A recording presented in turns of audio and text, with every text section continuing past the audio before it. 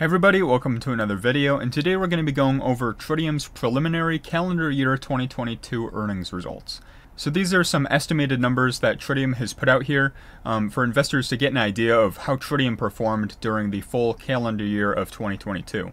They start off by saying they've received record sales orders valued at $195 million in the calendar year of 2022, which was growth of 38% over the previous calendar year's result of $141 million.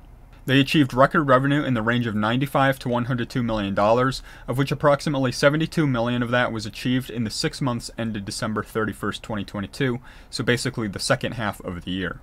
They project that the cash and cash equivalents line on their balance sheet was around $70 million at the end of the year, and they're opening this calendar year with a record order backlog of approximately $159 million. Tritium then goes on to give some guidance for the calendar year 2023, so these are basically their expectations for how they're going to perform in the future.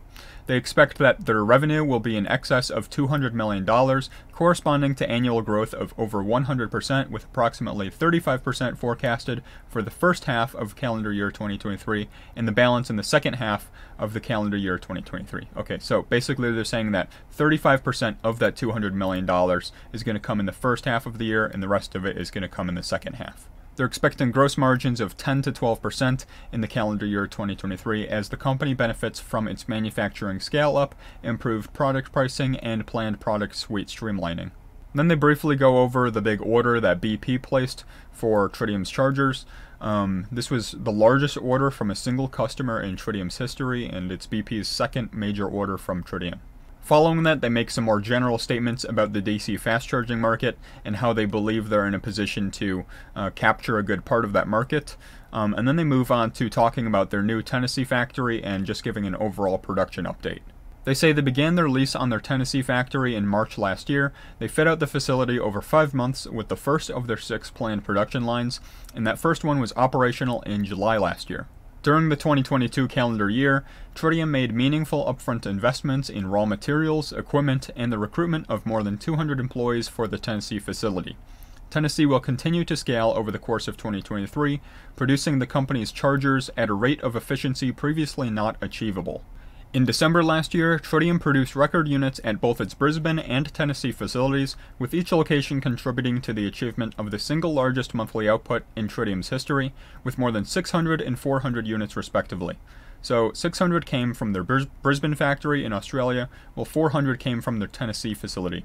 Now their Tennessee facility is still ramping up, so they're going to be able to do a lot more than 400 units going forward. They say that the capacity of that factory is around 30,000 units. So, definitely a significant step up from what they're doing today at either of these factories, and certainly a step up from the capacity of their Brisbane factory, which I believe they've said is capable of supporting about 5,000 to 6,000 chargers per year. Something in that range. So the maximum capacity of their new Tennessee factory is definitely much higher than their older Brisbane factory. They say that the Tennessee factory is operating 2 production lines with plans to add 3 additional lines in 2023.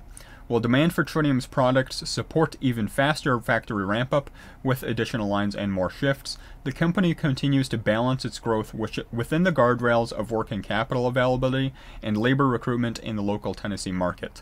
I think this is something that's pretty good to hear for Tritium because they don't seem to be in the best financial situation right now, so if they went, crazy with their growth at this factory, there's a chance that they, will end up in a really bad spot, growing too soon and using so much cash very quickly. So I think it's good to see them sort of trying to balance out their growth with, being able to raise funds and stuff like that. Now the other factor there was the labor recruitment, so that's another thing to keep an eye on, I think. Right now though, definitely the more important thing is definitely the working capital availability. Tritium expects to hit several global milestones in 2023 as the Tennessee factory continues to ramp up and production at the Brisbane factory shifts to Tritium's new class of modular chargers.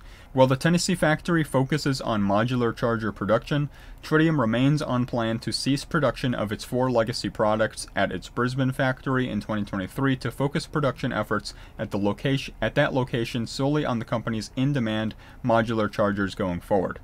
This optimization will further drive efficiency gains across purchasing, supply chain, warehousing, production, testing, quality control, and distribution, enabling improved margins. The production ramp-up in 2023 is expected to produce a total projected output of at least 11,000 units for the calendar year 2023.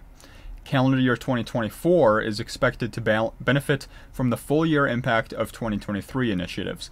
Those include a production run rate at scale, the transition to the planned streamlined modular product suite, new products to be launched this year, and continued improved pricing and operational efficiencies across supply chains, logistics, and services. Below that, they give a bit more detail on some of those bullet points they put up top, but a new thing they bring up here is that they expect their operational expenses, including the R&D, to have fallen in between $90 and $95 million for that calendar year last year. So I think this was a good update, but I'm still not buying Tritium stock. Their financials are far too risky still. I mean, nothing has really changed there. In a recession, it's good to have a lot of cash, but not a lot of debt. But unfortunately, Tritium does seem to have a declining amount of cash on their balance sheet. They did get a capital raise at the end of last year, but that's still not enough for me to say they've got a solid financial situation.